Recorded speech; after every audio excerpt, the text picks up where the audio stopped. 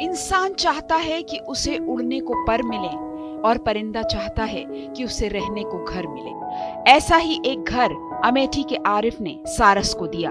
वो चाहता तो उड़ जाता, वो चाहता तो आरिफ को छोड़कर चला जाता, लेकिन सारस ने आरिफ को चुना। उसके पास रहना, उड़ना और उसके साथ खाना खाना चुना, क्योंकि आरिफ ने उसकी जान बचाई, नई जिंदगी दी, आसमान में उड़ने की आजादी दी, प्यार से उसका दिल और खाने से उसका पेट भरा,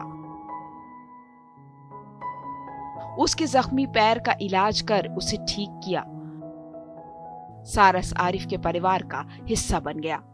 1 साल वो एक साथ रहे, पक्के दोस्तों की तरह। पर दुनिया को ये दोस्ती रास नहीं आई और लोगों ने 2 दोस्तों को अलग कर दिया। आरिफ ने अपना दुख बोलकर बता दिया तो सारस ने अपनी नाराजगी अपने तरीके से दिखाई। इंसानों से ज्यादातर दूर नहीं भागता, जहाँ इंसान रहते वहीं भागता है। वो हमको जहाँ भी होगा ढूंढ रहा होगा, और पता नहीं खाना खाया उसने या नहीं खाया। वो दाल चावल सब्जी रोटी यही सब ज्यादा खाता था, बाकी तालाब वालाब में तो बहुत ही कम जाता था, बस आसपास खेतों में घूमा करता था। और कभी कभी जब मेरे पास था तो वो अपने परिवार से भी मिलने चला जाता था और फिर वापस भी आ जाता था। अब इस दोस्ती को पता नहीं किसकी नजर लग गई, कैसे क्या हुआ।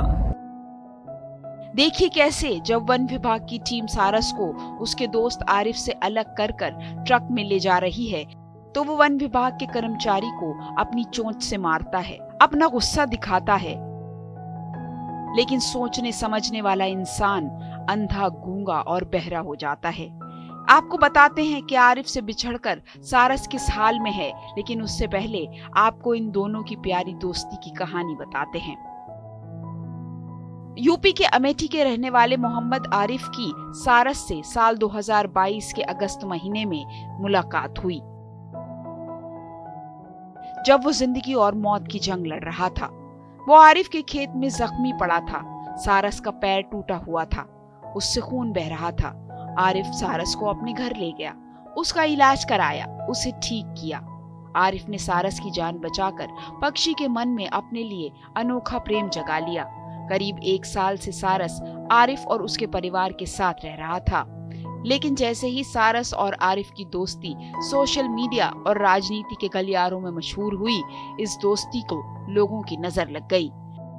जिस सारस की वन विभाग को पिछले 1 साल से कोई परवाह नहीं थी, वो फौरन सारस के खैरख्वाह बनकर आरिफ के घर पहुंच गए।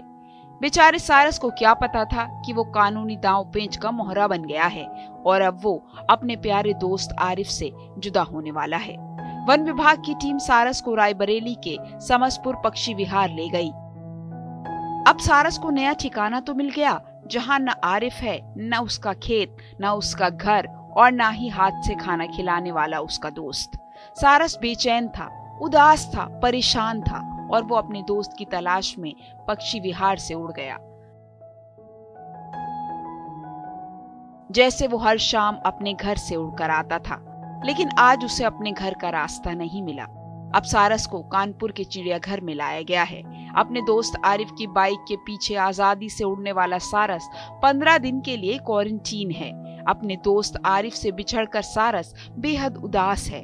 आलम यह है कि उसने यहाँ आकर खाना तक छोड़ दिया है। उसे डॉक्टरों की देखरेख में रखा गया है। हालांकि अपने दोस्त से अलग होकर सारस बेहद दुखी है। इतने दिनों तक खुले आसमान में रह रहे सारस को अब चिड़ियाघर के पिंजरे रास नहीं आ रहे।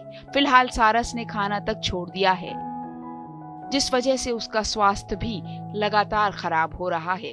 लेकिन उसे आरिफ से मिलने की मनाही है। क्या करें, कानून ही ऐसा है।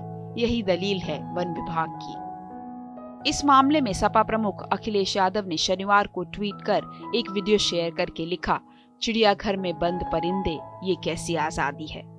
आपको बता दें कि सारस उत्तर प्रदेश का राष्ट्रीय पक्षी है और उसे घरों में रहने की इजाजत नहीं है। लेकिन अब सारस और आरिफ की दोस्ती का क्या होगा, ये समय ही बताएगा।